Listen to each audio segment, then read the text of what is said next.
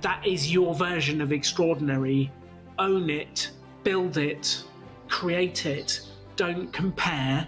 And we have this joke about never compare your pineapples. Like, never compare the size of your pineapple to someone else. Or how sweet it is. Never compare pineapples. Never My compare pineapple is huge.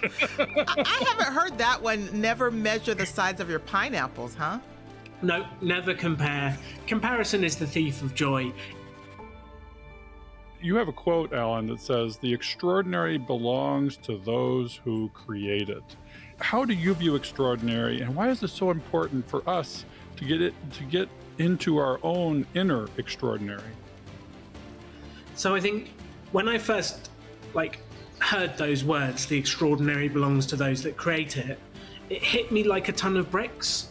Because I'm like, of course, no one's going to hand you extraordinary. We're so passionate about helping people get on top of their money because we've seen the change that it's made, not just in our lives, but completely selfless act. It's so rewarding for us. It gives us a buzz to help people. We get to learn. We get to think like, oh, how do we explain this concept more clearly so that more people get it? Like, it fills us up so much to be able to give this to the world. And that's why we do it. And we do it for free. Welcome to Catching Up to F.I.R.E, a podcast on mindset, money, and life for late starters of any age on their journey to financial independence. I'm Bill, and I'm a late starter. I'm Jackie, and I'm also a late starter, and we're your host. We're here to help you on your journey to financial independence, no matter where you're starting. We're going to talk to experts, other late starters, and explore topics related to our mission. Join us as we catch up to F.I.R.E together. Hello, and welcome back to Catching Up to F.I.R.E. Today, we are all about positive energy. We have guests today that exude positivity. Jackie, are you excited for today's show? I am, because as soon as Katie and Alan came on, the energy immediately got amped up. And so I just love how fun and lighthearted they are, but there are some serious entrepreneurs, and they almost scared me a little bit because I'm like, I've always been afraid of being an entrepreneur and trying to do my own thing. So I'm hoping to get a lot from them, and I think our audience will too.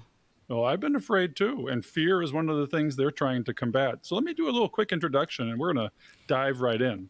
Just so you guys know, because you may not have heard of them, Katie and Alan managed to retire many years earlier than the average person in the UK, and they've been traveling the world and exploring ever since. Today, they're coming to us from Medellin, Colombia. The Donegans' mission is to help you create your extraordinary life, whatever that means to you. They aim to do this by helping you get your finances in order, start a business debt-free, find your very own extraordinary. They do this through their Rebel Finance School, their Rebel Business School. Do you get a sense that they're rebels? And Rebel Entrepreneur School, because they believe to be an entrepreneur, you have to be a little bit of a rebel. They love life design and want to give you everything they have learned to help you build your vision of the extraordinary.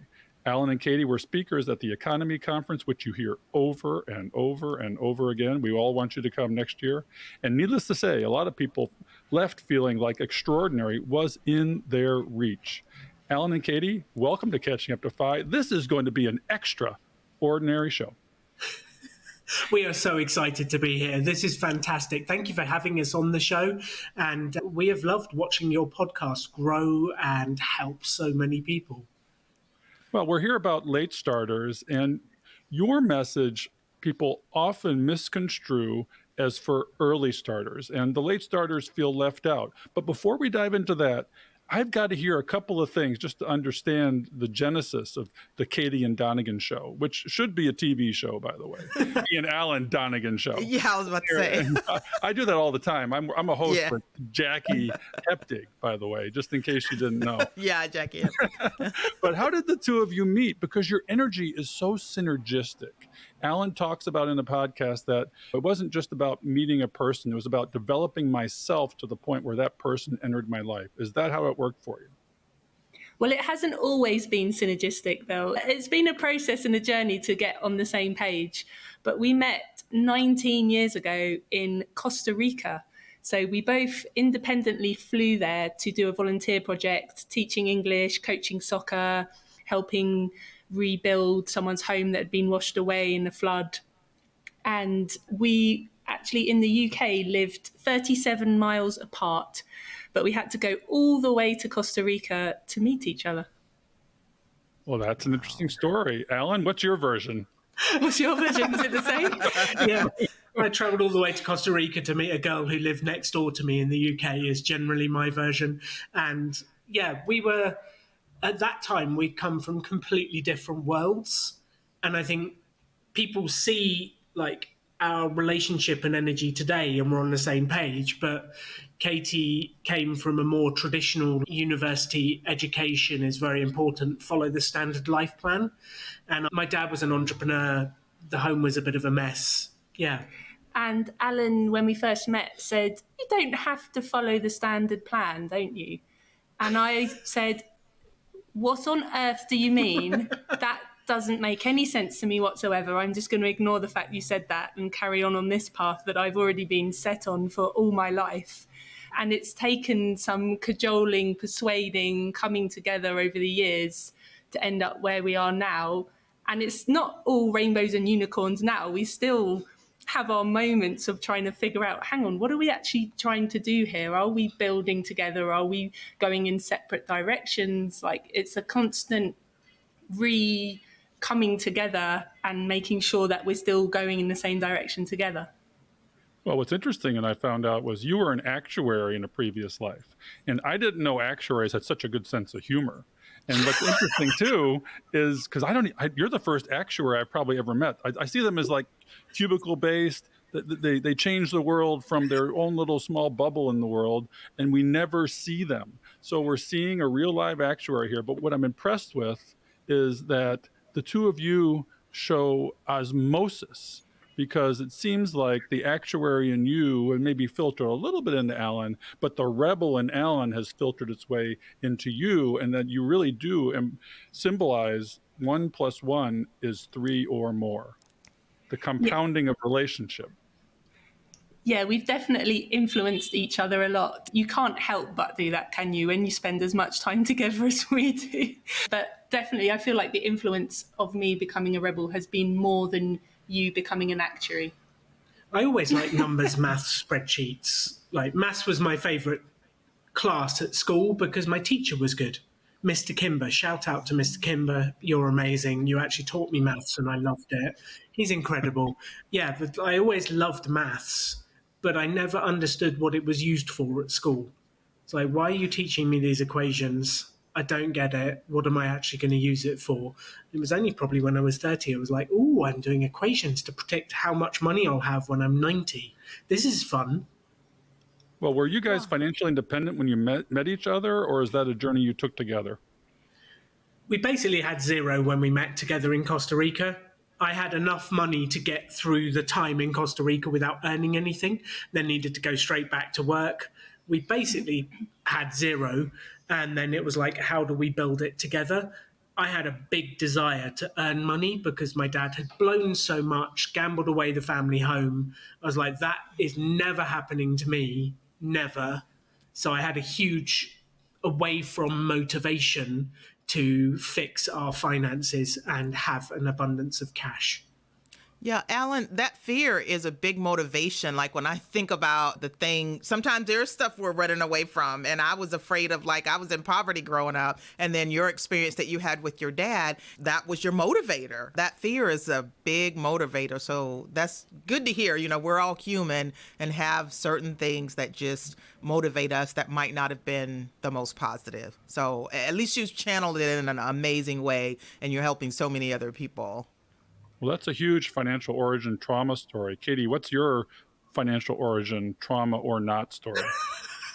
I don't think I had much trauma. My parents were like pretty sensible with their money. There's a few phrases that come to mind that they kind of drummed into me, which was live below your means and pay your credit card off in full every month. Like those, and I think those two have set me in really good stead. And I remember I would almost hoard my money, like we call it pocket money in the UK, your allowance. I would hoard it. I would like get it, put it in my little piggy bank, and obsessively count it almost like daily to check it was still there. But I did spend a bit of money, like I remember saving up to buy a bike and things like that. But I almost hoarded the money, like I was coming from some kind of scarcity mentality that I had to hold on to it really tightly. Well, I think your parents do have a little bit of like money doesn't grow on trees, and there were tough times, so they Yes. had to like that kind of keeping the cash thing. And then that's actually the programming you have to let go of to be able to enjoy financial independence when you get there, because what gets you there is not the same things that will help you be happy when you get there. And there's completely different mindset of like how to spend money versus how to save money and how to invest. And some people get so good at being frugal and saving money that they forget to have fun, they forget to enjoy their life, and then compounding takes effect in the later years, and then they have an abundance, but they still don't spend any of it. They're still in hoarder mode. What we're talking about here, I think, and we love to talk about in this show, is FI 2.0. And the evolution of the financial independence movement really is that, where it's all about what you guys are doing, life design. You're rebels, and you want to help other people harness the inner rebel in themselves, which I love. Now, being an entrepreneur, though, Alan, is a high-risk operation. And it sounds like money didn't grow on trees as a child, but entrepreneurs need to look at the infinite world where money is infinite, and you need to embrace your inner power to realize that there isn't anything you can't do. How did you get into that? Because you've got the growth mindset on your side. We have a little bit of the scarcity mindset on Katie's side, and now we have a merger. Tell me a little bit about your entrepreneurial origins. Like, did you have a standard job and then you jumped into that world? What was that genesis? I had a standard job. I didn't jump. I got pushed. I got fired. They didn't want me anymore, Jackie. They were like, "You." Why did they fire you, though? Oh, there's a very good I reason. had to sign a disclaimer saying I would never tell anyone. Oh, really? Yeah, okay. Well, we won't share it with anyone. No, I'm just kidding. I was an idiot. Oh, okay. So it's like that. Okay, yes, we don't want you to get in trouble with sharing what you shouldn't, but how dare they? They had a lot of nerve. I don't care what you did, right? Okay, so you got pushed out. Wow. So is that the shift? Like, is that when you said, okay, what am I going to do? And you're just like, I'll just do my own thing. Well, I think there's so many threads that make up the different bits. I guess like thread number one is when I was about 20, my life was a mess. I was working for the family business and my parents were getting divorced. You do not want to be in the family business when your parents get divorced. So I lost my job. My family absolutely imploded. So my job, my family went, and I went to see my girlfriend and said, "Do you want to come away with me? I need to get away." And she just looked at me and said, "Alan, I don't love you anymore." So I lost the job, the family, the girlfriend, everything went at once. And then some very kind person, his name's Matvey Mihailovich Ananin, he looked at me and went, "Your life's a mess, you should read this book." And he gave me my first ever self-development book, which was called Notes from a Friend. And I read it. It blew my mind. It set me on this path of learning.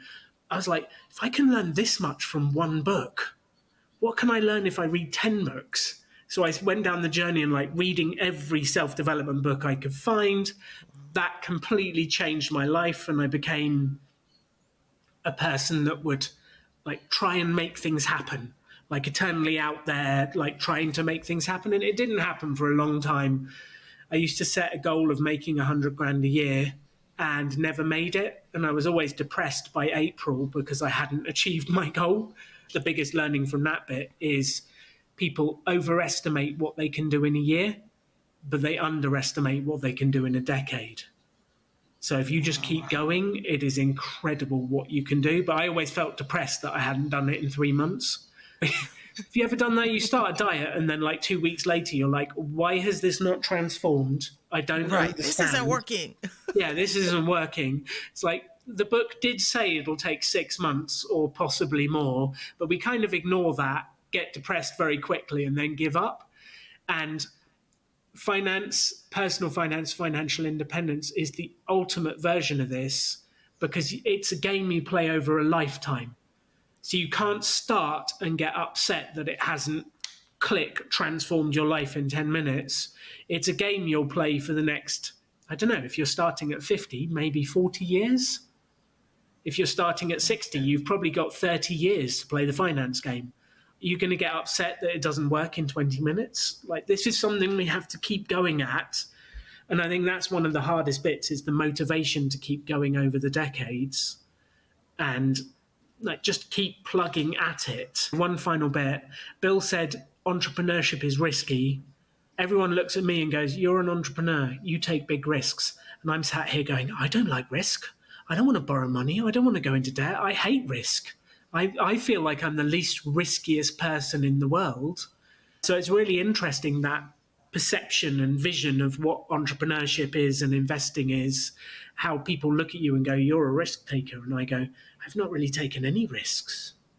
Well, that's interesting, because your view of how to start, this is a good one, your view of how to start a business really goes counterculture to the traditional way of starting a business. And you've done this with the Rebel Business School, which was before this, the Pop-Up Business School, which I find interesting too. Tell us a little bit about the genesis of that and how you view in the modern day starting a business the proper way. Well, this is always the argument, isn't it? The proper way. And nearly everyone is trained that if you want to start a business, come up with an idea, write a business plan. Once you've written a business plan, basically that document tells you how much money you need to borrow to be able to start a business. Then you've got to find funders, family, go into debt, get a bank loan, whatever it is. You get all this debt, then you spend the money. And then after you've spent the money, then you hope you get sales. And maybe you'll make money in year 2. And that sounds like the worst way to start a business I've ever heard in my life, and the most risky, because you're spending all the money before you've earned anything. So the foundation of what I worked out was sell before you create, which is the opposite of what nearly everyone does. Everyone creates first. So they spend all the money, they do all the work, then they try and sell. Then it's kind of like rolling the dice. Does anyone like what I did? Will I be okay? Like, will anyone buy? I'm like, I want to know first. I want certainty. So I come up with the idea. I go and approach a bunch of people and say, "Would you buy?"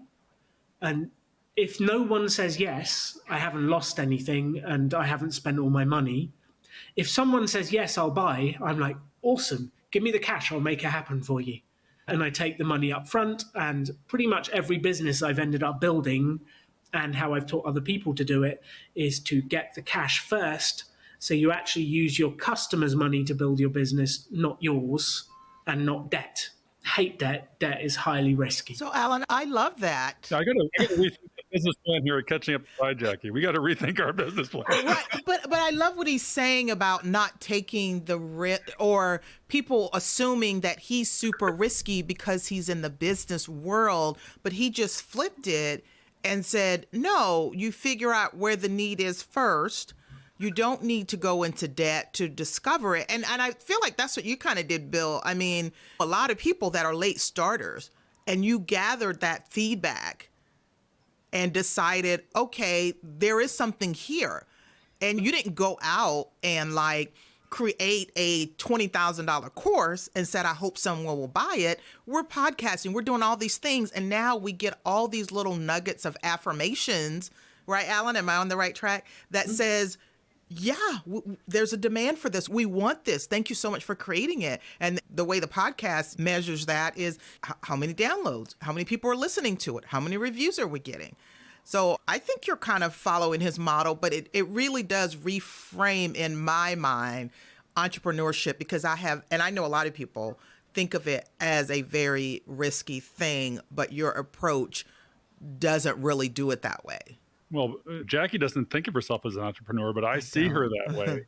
Yeah, she is absolutely out there changing the world in the realm of financial literacy, and she's doing it the proper way, from a grassroots organic method. And that's actually what Alan's promoting, is use the organic, grow organic in entrepreneurship, find out a problem, would be willing to solve a problem, but make sure people want it solved. Yes, and they're willing to give you money. And they 'Cause have, that's the bit. Alan spent, what, 1 year of when you were in business selling to people that didn't have any money? That was my worst year in business. I spent an entire year trying to sell to schools in the UK, and they just didn't have the money. I had something that they wanted. So they wanted it, the kids loved it, the parents loved it, but I was selling to someone without money, and it was my worst year in business. I spent an entire year doing that. The next year, I sold to corporate organizations. I was like, oh, they have money and budgets, and they actually say yes. And I went from making a loss to making a really good profit that second year. So that's one of the big things I always say to people is find someone with a problem who has money to fix it and then go and do it. And then if you want to help people without money afterwards, do it from a position of having earned money. Money is an amazing tool, but you can't use it if you don't have any of it. So get the tool, do something, bring in money, and then you can help kids at school, go and travel the world, do amazing things, give away courses. But earn money first. Put the oxygen mask on you, bring in the money for you, then that will free you to be able to take care of the rest of your problems in style. You may have heard of a new financial planning platform called Nectarine. It's at hellonectarine.com. And this is put out by our friend Jeremy Schneider, who runs the famous Personal Finance Club. If you're on Instagram, you have seen his sketches, and he is awesome. He is well respected. He knows what he's doing. And one of the big questions that he never had a good answer to was, how do I find a good financial planner that is flat fee advice only? He didn't have an answer. So you know what he did as an entrepreneur? He created a platform, and that platform is Nectarine, where it's $150 flat fee for a 1-hour session. And this is with vetted advice-only planners. Most are CFPs, which stands for Certified Financial Planners, or other credentialed and licensed professionals. That's an important nuance. And again, this is brought to you by Personal Finance Club. I myself, as a nerd, went back to get my certified financial planner credential, and I know how valuable this credential is. And Jeremy wanted to make sure that he was only providing you with the best. So go to hellonectarine.com, and for a flat fee of $150 per hour, you get access to an advice-only financial planner. Check it out. The financial engine in your enterprises is probably the Rebel Business School, but you're doing a new endeavor. I think this is more Katie's baby, the Rebel Finance School. So tell us a little bit about, because this is something our audience really needs to hear, because this is a generous way of helping late starters. Tell us about that. Well, it's kind of you to say it's my baby, but it was a joint baby. Alan also helped. Yeah, so back in 2020, in the depths of the pandemic, we're looking around at our friends and what's going on in the world and saying people's financial lives are a mess. They're getting laid off. They don't have any savings. They've hit this crisis, this crunch point. And we knew that we had the tools to be able to help them because we'd figured it out for ourselves. Alan had worked out how to distill seemingly complex ideas down into very actionable steps. That's one of his really big skills that he developed from running Rebel Business School. It's like, this world seems very overwhelming, very confusing. Let's boil it down to what people actually need to know and do it in a fun way. So we launched this online course. We invited our friends, who wants to come along every Monday night, and we'll teach you right from the beginning how to get your finances in order. So we started right from the beginning. We started like, where is your money going? How much money do you have? What do you believe about money? Because that, as we all know, can hold people back so much. You can have all the systems and processes and spreadsheets and beautiful charts that you want. But if your mindset is not aligned with where you say you want to go, then it's not going to work. And that's something that pains me to say, but what I've realized, that coming from my actuarial spreadsheet background of thinking that numbers rule the world, and they do in a way, actually what I really had to work on was my mindset. And by people that come to our course, we sort of immerse them in this world where things are possible, where let's look at what's holding you back. Let's, like you said, Bill, hold a mirror up to people and say, what is actually going on in your life? And sort of forgiving past you for any mistakes that you've made so that you can go forwards and build the life that you want. Yeah. We need to know how much this costs, though. What's incredible is you do this for people, including our late starters, for free, right? Yes, it's absolutely free. It's our gift to the world. You need a purpose in quote unquote retirement. You need a purpose, sit on the beach and sip cocktails. There's something that needs to drive you, and it doesn't matter what it is. But for us, it's helping other people. We're so passionate about helping people get on top of their money because we've seen the change that it's made, not just in our lives, but completely selfless act. It's so rewarding for us. It gives us a buzz to help people. We get to learn. We get to think like, oh, how do we explain this concept more clearly so that more people get it? Like, it fills us up so much to be able to give this to the world. And that's why we do it. And we do it for free. It's our passion to help people. Alan certainly had to have been involved in creation of this business. So I'm sad to have been involved in create it. No, that's okay. Now my head is going off all sorts of ways, visualing how people birth businesses, and I'm a bit confused now. You can draw me a diagram later, Bill. Okay, well, I am a doctor, so I know how this works. Well, and I'm really curious, you guys, because I think this was a big sticking point for me. I worked a day job my entire life, and a lot of people are in that situation. You've got a regular paycheck, you've got great benefits, and in the U.S., the health insurance is a big piece of it, retirement, and all of that. So how hard is it to get people to kind of shift away from the safe, secure job, even if they didn't like it? There's some components of it that they do. How do you make that mind shift from that to even thinking that you can do this on your own and that it's worth it? Well, I guess I'm actually not out to persuade people they should start a business. My main mission is I'm out to help people have a happy life or their version of extraordinary. So if they're in a job they don't like, I'm thinking, why are you staying there? Let's either find a job you do like, let's create a business that you do like, let's find something. And I always used to run these workshops in the early days, the pop-up business school, now the Rebel Business School. And I'd be like, okay, it's about how to launch a business, but let me tell you a secret.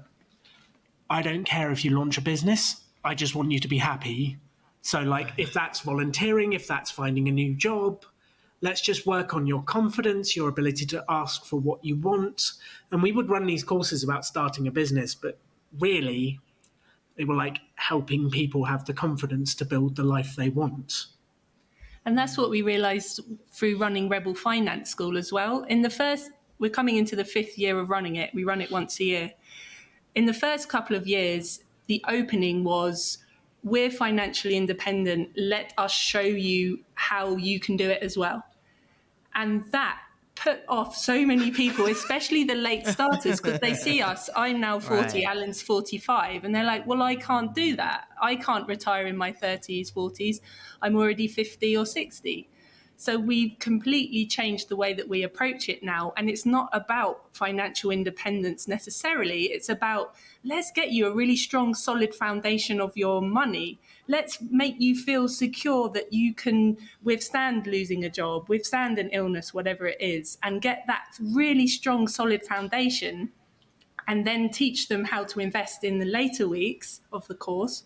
And then say, oh, by the way, retiring is, you can retire when you hit a certain number. It's not about an age. So we sort of only mention that towards the end once we've taught them that this is about improving your situation. This is not about anything more than that. This is just make an improvement to your life. Because I think that's been the first several years arguing with people. People would come to me and say, well, that's great for you, Alan, but I'm 60.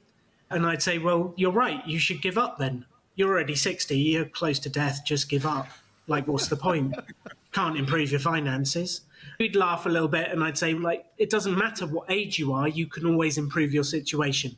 And I don't care whether you're 70, 80, Like, we can rejig your finances, we can rejig what you're doing. You can launch a business when you're 80. Like, I don't care. You can figure it out. Age is just, it's a number in your head. And actually, what I found is I feel like I'm getting better with age. It might be an illusion, but I feel like I'm getting better. I'm getting stronger. I'm more confident. And I will use that. Use your confidence and your wisdom and your clarity. And like, Jackie is just sat here emanating wisdom and beauty. Like, just use it. Wait, what about me? I got beauty going on here. I comb my. Don't be jealous, Bill. Don't be jealous. But I mean, everything you're saying is right. Because I started in the early days of the F.I.R.E community and the F.I.R.E movement, and many of them were in their 20s and 30s. So I definitely felt like old F.I.R E, right? And I'm like, I'm not going to be able to do that or whatever. And I did start to realize that I've got still a lot of years. How do I want to spend them? So I walked across the stage and got my master's degree at 52. That's and awesome. so, but my life is so much better now. I get to spend more time with people that I enjoy. I get to make my own choices. I'm talking to you guys today and Bill today and doing this podcast because it brings me joy. I'm going to be skipping all the way to the park today because I got to chat with you guys. So that makes a huge difference in what my days look like. I don't care if I have 5 left or 50,000. It really does make a difference to make that shift. And like you said, the age doesn't matter. It's like, how do you want to spend the rest of your time? I completely agree. And to come back to one tangible thing, because we probably need to release this show in time for your course to start. When does the course start? 10th of June. Starts 10th of June. It's recorded on YouTube. So if you've missed the start, you can watch it on YouTube on catch up, and it's up for a few months afterwards because we found not everyone can tune in on a Monday night. So it's there, available, and it's ready. So this is available for anyone to watch since it's on YouTube. And are you finding a difference between what country you're from? Like, you guys are from UK, we're from the US. You serve a lot of people in the US. Any differences in, I guess, where people are from in the country or in the world? So last year we had 8,000 people on the course from 43 countries. Gosh. That's amazing. There are, I guess there's like 2 main levels to this. Level 1 is the mindset about money and how you manage money. And that is universal. Universal, right. Universal. Then you've got tax rules. That's right. different in Dubai versus New Zealand versus America. And this year, for the first year, we're teaching the UK tax stuff. We've got Brad from Choose FI teaching the US tax stuff. We've got Ruth, the happy saver from New Zealand, teaching New Zealand tax stuff. So we've actually, for this first year ever, like, the tax and way you do it is becoming more global. But the mindset of managing money, investing in simple index funds, I'm sure you will have realized this and taught it. Like, the basics of managing your money is know where your money goes, spend less than you earn, take the gap and invest it. And broad-based index funds seem to be a global answer that actually works. So the basics of FI, I feel like you could teach it in about 5 minutes, but no one follows through. You have to go through all the other process to help them actually follow through. And we have Ruth the Happy Saver as a listener on our show, I think, from down under in New Zealand. So it is a global podcasting world. Let's take a shift for a minute here, because I love on your website and in your talks the use of the word extraordinary. Let's talk for a minute about extraordinary. And you have a quote, Alan, that says, "The extraordinary belongs to those who create it." How do you view extraordinary, and why is it so important for us to get into our own inner extraordinary? So I think when I first heard those words, "the extraordinary belongs to those that create it," it hit me like a ton of bricks. Because I'm like, of course, no one's going to hand you extraordinary. They don't just give it out. Bill, did anyone come to your school and go, "Bill, would you like an extraordinary life"? Nope. No. Jackie? No. No. Just doesn't happen. No. It's up to you. No one else is going to build your life for you. And then you go, okay, then I'm sat there thinking, okay, so it's down to me. What is extraordinary?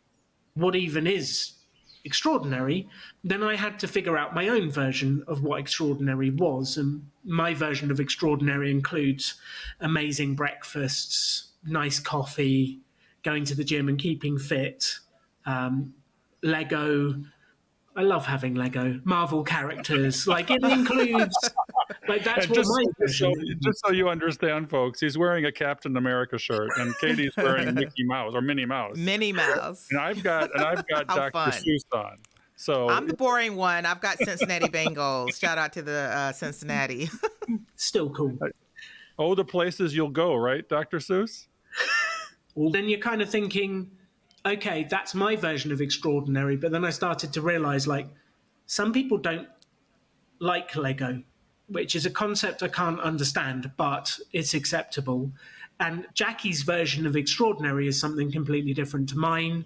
Bill's is something completely different to both of ours. And then you're going, okay, what actually I need to do is help people figure out what they want their life to be like and then how to build it. Because the best way to predict the future is not to predict it, it's to build it and create it. So let's decide what you want and then make it happen. And I think people get caught up on the word extraordinary as well, because they might say, well, my life, I don't need it to be grand. Almost the word extraordinary makes them think it needs to be this grand thing, that they're out there building massive businesses, helping millions of people. I don't know what that conjures up in their minds. But to us, it just means living a life on your terms, living how you want to live. And that is extraordinary, because who does that? Like, most of us are trapped by our own thoughts, by society, by whatever it is. So being able to live a life on your terms is key.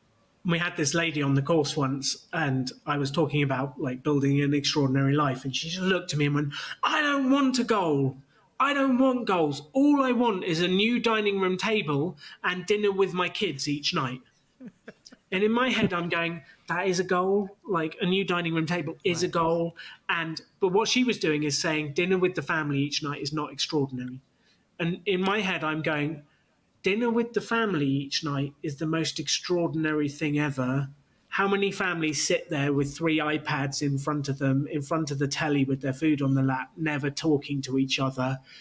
Like, that is your version of extraordinary. Own it, build it, create it. Don't compare.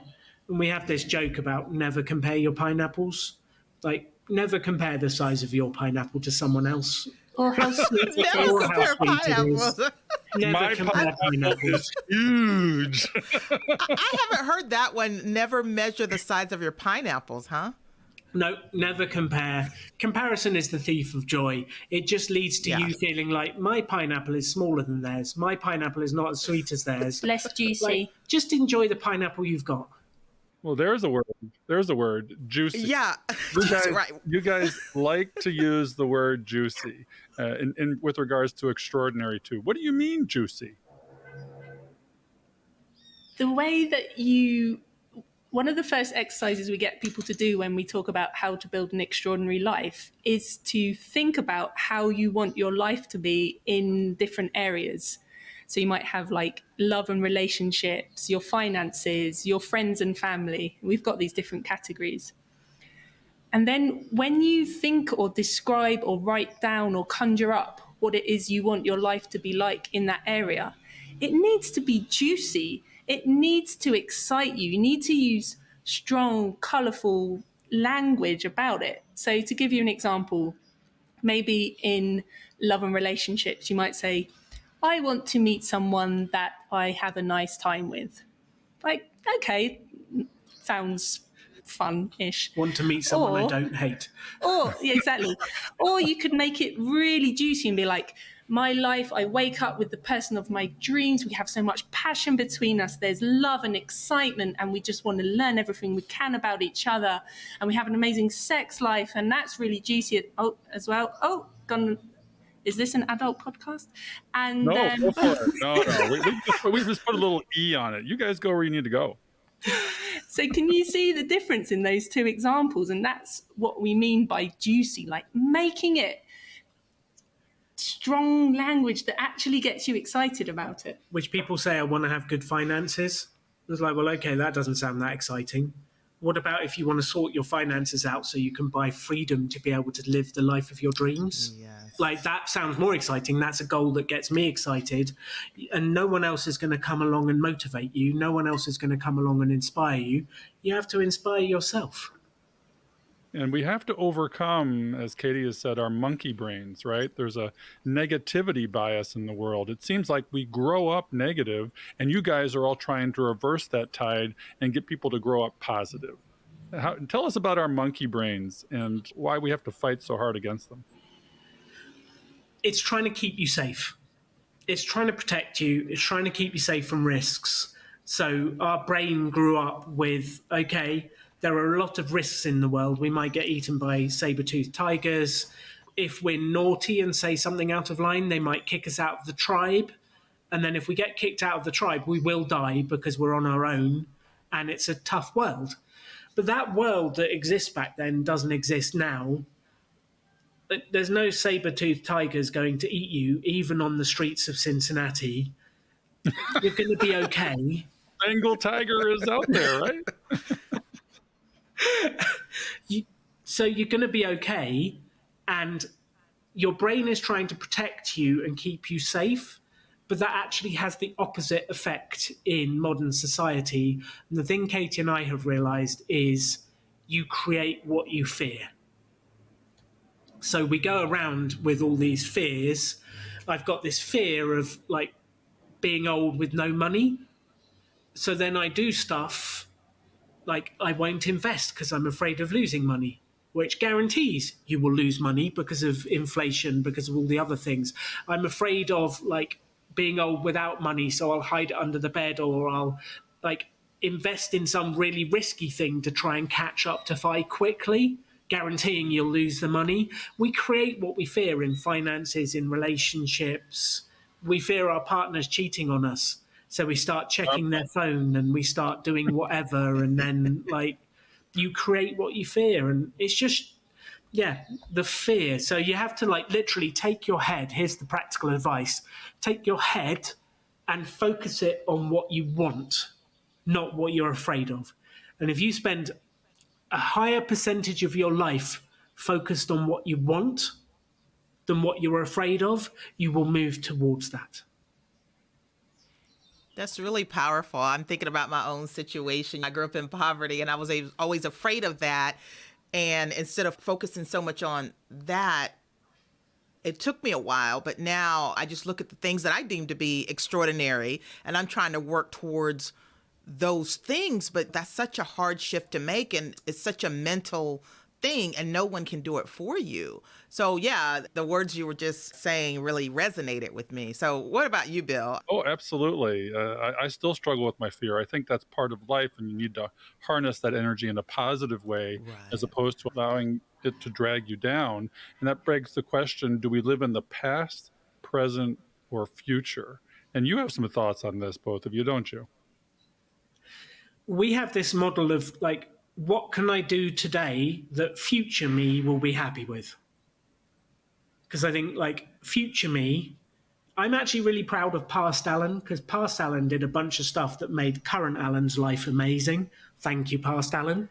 And then I'm like, okay, what can current Alan now do today that will set up my life for the future to be even better, even cooler? So to everyone who's listening to this, what can you do today that will help future you be grateful for what you did? And that might be looking after your health. It might be saving that $10. It might be avoiding spending $10 on something. It might be listening to Jackie and Bill's podcast every day and taking that inspiration and positivity into the future. But that's the real piece for us. I can't change what past Alan did, but I can do something right now that future Alan will be grateful for. And you can do exactly the same in your life right now. And if you're holding on to the belief that you're too old to improve your situation, then you're kind of writing off future you. you're saying, well, I'm not going to do anything for future me because it's too late. And that's kind of sad. Like, there's always time to change things. We care about Yeah, future you. Don't write them off. we are super excited for one of our new partners. It's called Create Your Own Financial Plan. And this is a comprehensive video course by our friend Cody Garrett. He's with Measure Twice Money, and he's been on our podcast. And we love this course that he has put out. So if you are a true do-it-yourselfer and you've been wanting to put together a financial plan, check him out. I've gone through the course myself, and I have nothing but praise for it and the quality of work that Cody Garrett does. Cody Garrett is a CFP, so you're getting the mind and the experience of a CFP that you can trust. You just need to go to measuretwicemoney.com/catching up, and you will get $100 off this course. And again, that is Measure Twice Money Catching Up. Well, I wonder, you guys, you think it helps some people, let's say, even if they're not able to really focus on future you, what about like future generations? Does that resonate with people that you guys work with? Like if they have a kid or a grandkid and they feel like they can't get it together because they feel like it's too late or whatever, does it help motivate them a little bit more to figure that, okay, if I get it together, now that's going to make it better for my kid or my grandkids? Yeah, it definitely does. And it inspires them to share it with the young people in their lives as well. And they say, well, I wish I'd known this information and acted on it earlier.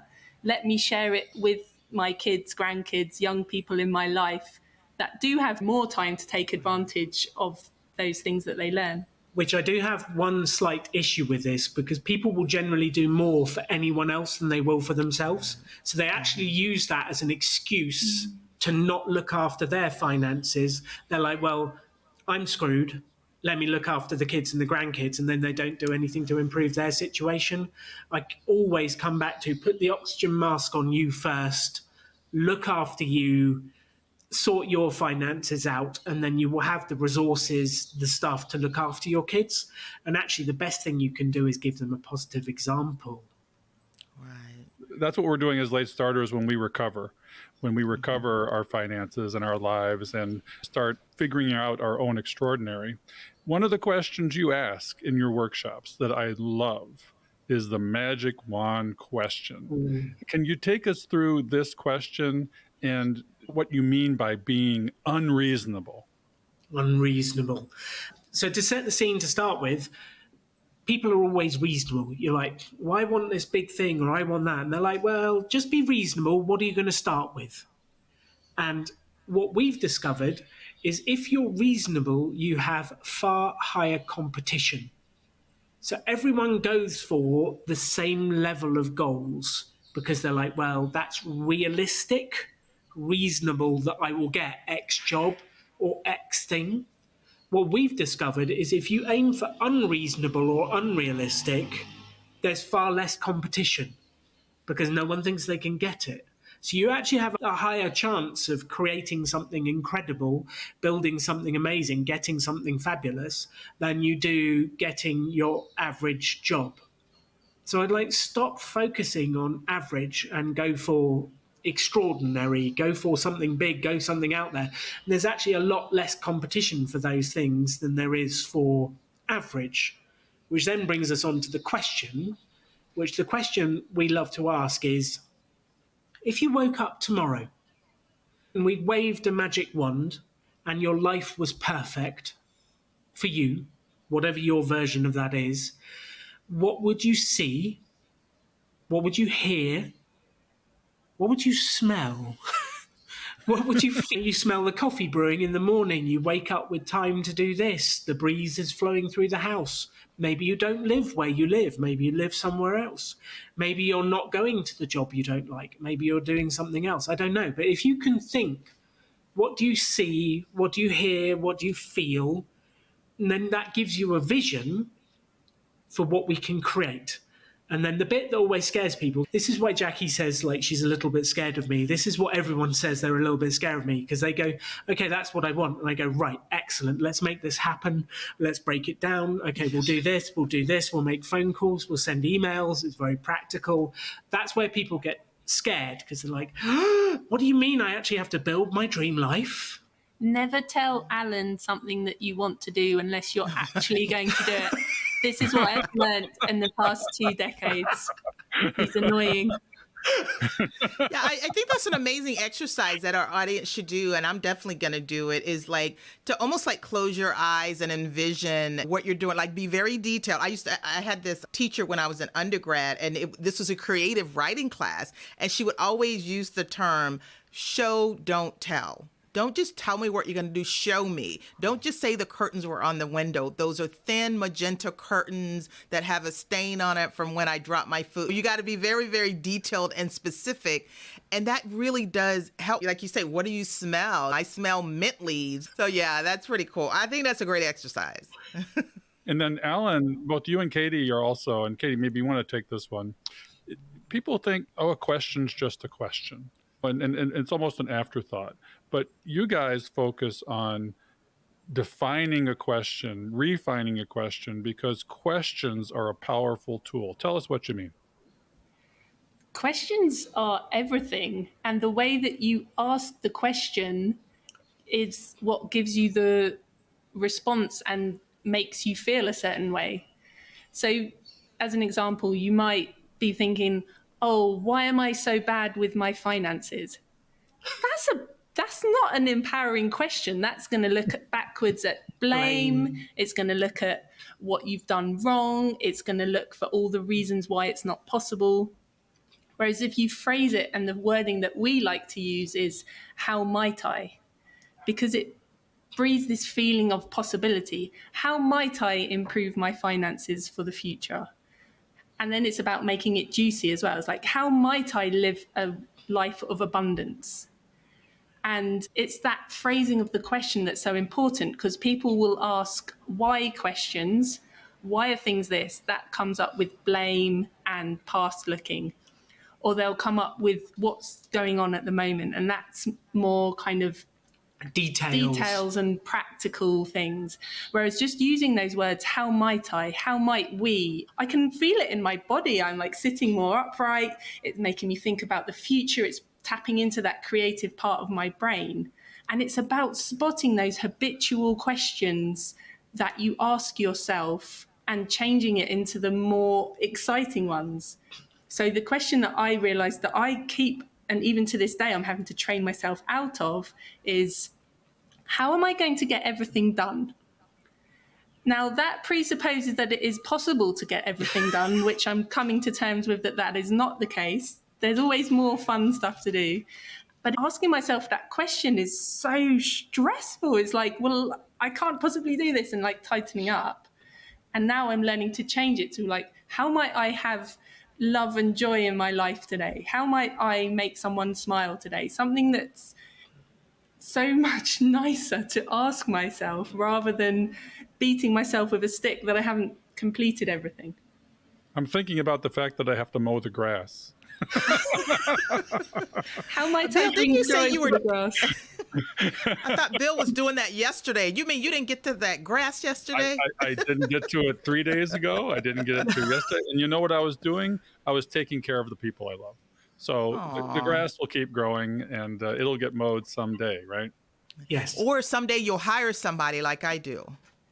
Well, can't outsource everything. I got to be a little frugal somewhere in my life. I'm not a really good spender. The way I always say is, at least I mow my own grass. Don't clean my own house, but we mow our own grass. So I want to take people through real quickly, just so we've touched on them because you alluded to the 9 areas that are in your course. And I'm just going to read the list real quick, and maybe we'll touch on one, maybe we won't, but I want them in our show notes because you guys talk about the wheel of life.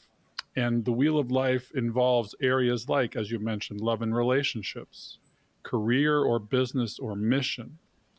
Only one of the wheels of life is finances. Then there's your physical environment. What do you hear, taste, touch, or smell? Friends and family, that's right at the top of my list. Then there's fun, adventure, passion. And you say in this one, and you're going to have to do it for us on the show, whistle the theme to Indiana Jones when you want to have an adventure. So hold on, you get your whistle on. Number 7 is health and wellness. Number 8 is personal growth and development. And number 9, still in there, is spirituality. I look at these as sort of the slices of pie of our, capital. These are capital stacks. And it's not capital stacks in the sense of monetary capital stacks. It's life, the wheel of life capital stacks. All right, here you go, Alan. You got to whistle the theme to Indiana Jones.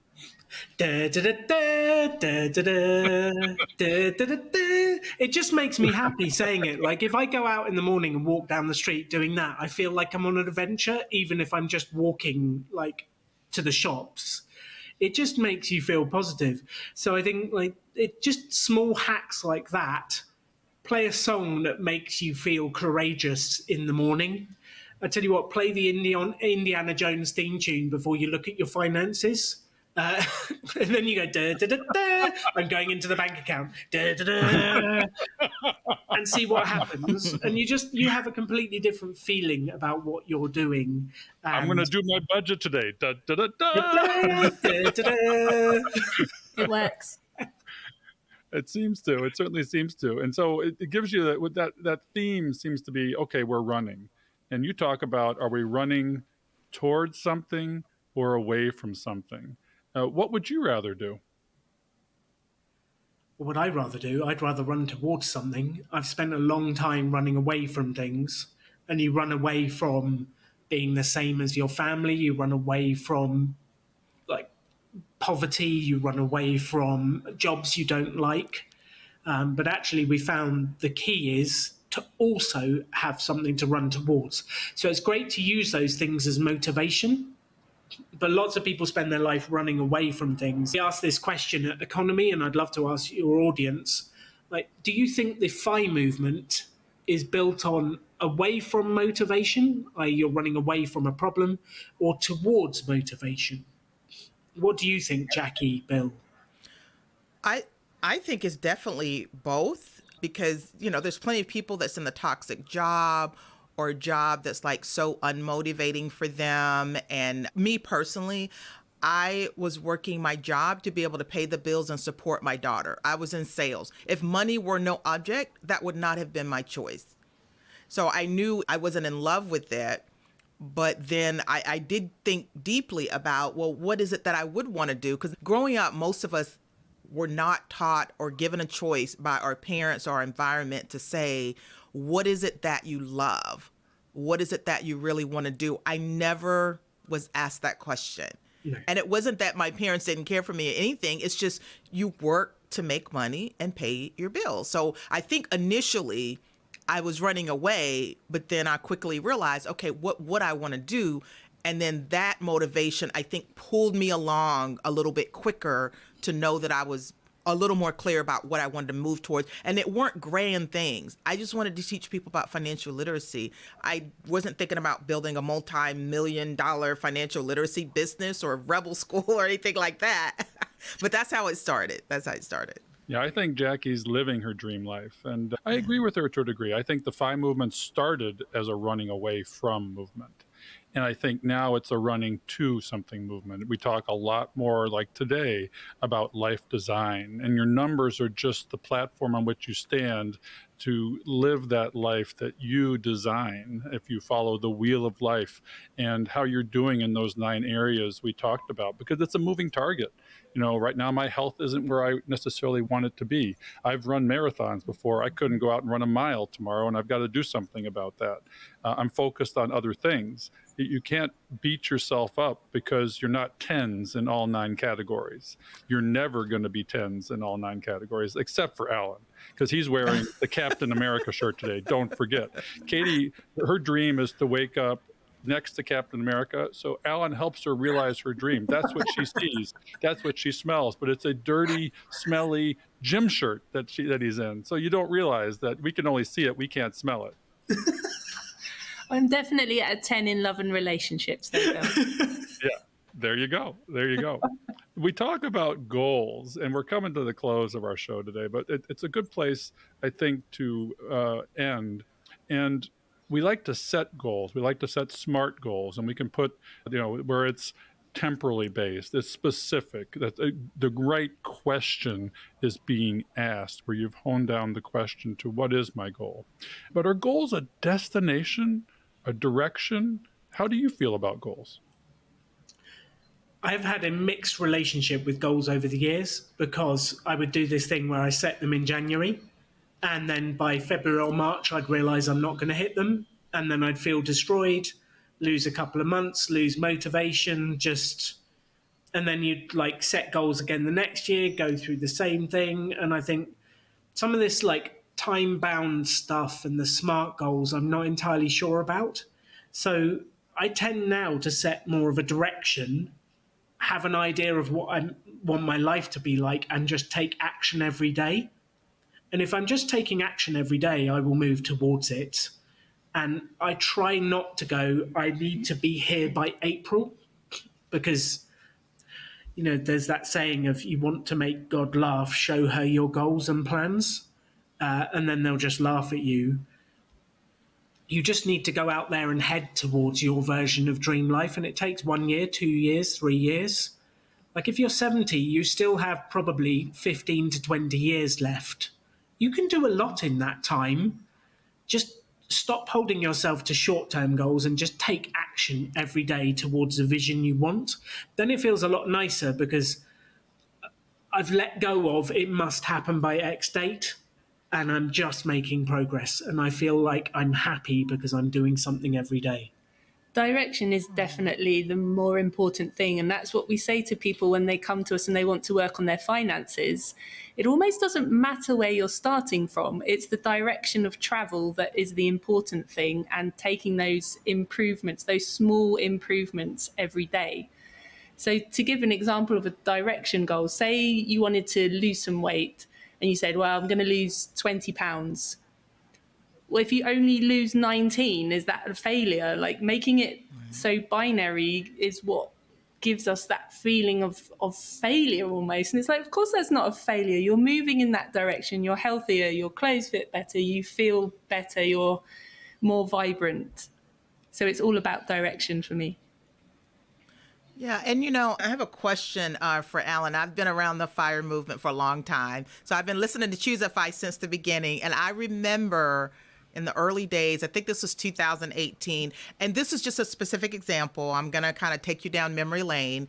There was a project that you did with Choose F.I.R.E where it was a contest, and whoever won the contest, they got personal coaching or business coaching with you, and it was called Pop-Up Business Coaching.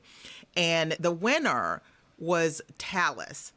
And I thought it was so amazing how her unique passion, you coached her around that.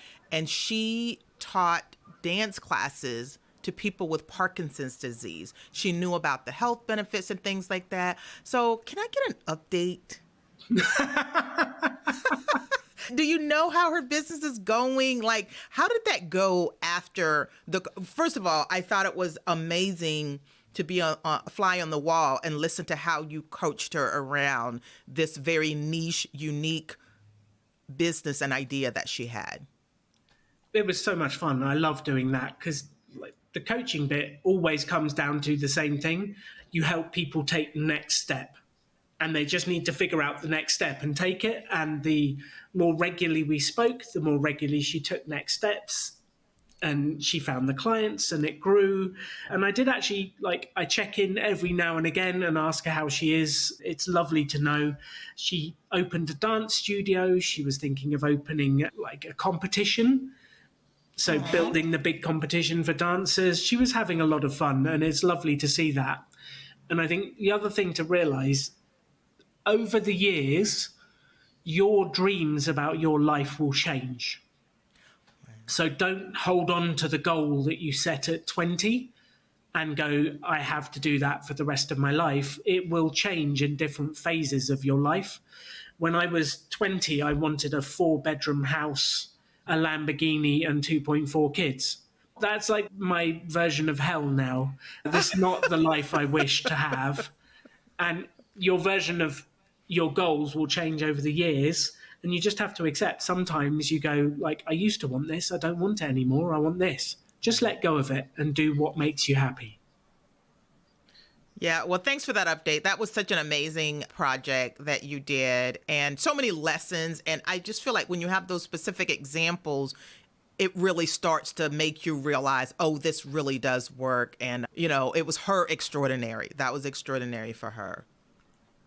So thanks for the update. Yeah, but Jackie, talking to the Donegans is like Yeah. getting a shot of cocaine. I mean, I know, right? not that I know what doing cocaine is like, guys. This is, a child-friendly show, but it really juices me up. It's that it really dopamine, does. adrenaline surge. The challenge is really, how do you sustain that, or how do you manage that enthusiasm and continue it? And coaching really probably is a way. And they're going to coach our audience, if they start on June 11th, with how to improve their finances. So we got to get this out there and help them with their passion project. Where else can we find you guys? You got a website, or do you love some kind of social media? Where can people find you? So we have a website called rebeldonegans.com that people can find us on. Then they can just search Rebel Finance School. They will find us, or search our names. We're the only people that show up with Donegan. If you search the Donegans on YouTube as well, we've got lots of videos on there, and we're always putting more out there as well. Yeah, and we want to help. Awesome. And Bill said, how do you keep motivated? I did want to say, listen to Catching Up to F.I.R.E every week. Oh, my goodness. I know, right? That feels like a joke. I can't say I'm doing a happy dance, It feels like I'm just saying that, but I genuinely believe if you spend time around positive people, around people with energy, if you create your own energy, it becomes infectious. And you don't take a bath once and go, I'm clean. You don't inspire yourself once and go, I'm inspired for the rest of my life. Hopefully you bathe every day. Hopefully you inspire yourself every day. Like, hum the tune to Indiana Jones, get excited, ask yourself good questions. This is not a one-off practice to feel excited and then go, I've done enthusiasm. I did it in 1985. Like, that's it now. I'm enthusiastic for the rest of my life. No, every single day, find the buzz. Listen to Bill, listen to Jackie. Find your own buzz inside you and crackle with energy and tackle your future with positivity and enthusiasm. Because I believe you can do and create anything. And I want that to rub off for you too. Well, that's awesome. That's a great place to close. But I do have one more thing for the final word to say. Jackie, we're going to have to talk to Fritz, our virtual assistant, and use Indiana Jones as our theme music for this show. Oh, we do. We do. Alan and Katie, Jackie, it has been an absolute joy. I have laughed so hard my diaphragm hurts. And no, it's not that diaphragm. But at any rate, we're going to have to talk to you again. There's so much more to learn from you. And just to drop a hint out there, and I mentioned it to Alan, our audience has been asking for a Catching Up to F.I.R.E meetup. Maybe we can coordinate with the Donegans and do some kind of new and improved meetup for folks later in their extraordinary lives. Thanks again, you guys. Thank you. Thank you for having us on the show. We love what you're doing. So, Bill, as you know, we cannot do this show without our amazing staff and the people that help us put this on. So our social media is Diana Falk, our editor Fritz Bassard, and show notes are done by Sarah von Sternberg. We love them and they keep us going. Yeah, I mean, this show wouldn't have the quality it has without our folks, our peeps. And we'd also like to give you a few calls to action for the show. We love our community and we hope you love us back. If you want to support the show and what we're doing, you can do that at Buy Me a Coffee, which is a platform that allows you to virtually say thank you if you get value from our content. The link is in the show notes, or you can head over to our website at catchinguptofy.com and click on the Support the Podcast tab at the top right. We hope you've enjoyed this episode of Catching Up to F.I.R.E. We would appreciate it if you could leave us a 5-star review so that our message can reach others. While we are financial educators, and I'm a financial professional that loves to teach, Our content is for general education and information purposes only. We are not providing financial, legal, or tax advice. Always do your own research or consult a professional before making important decisions. We'll see you next time on Catching Up to 5.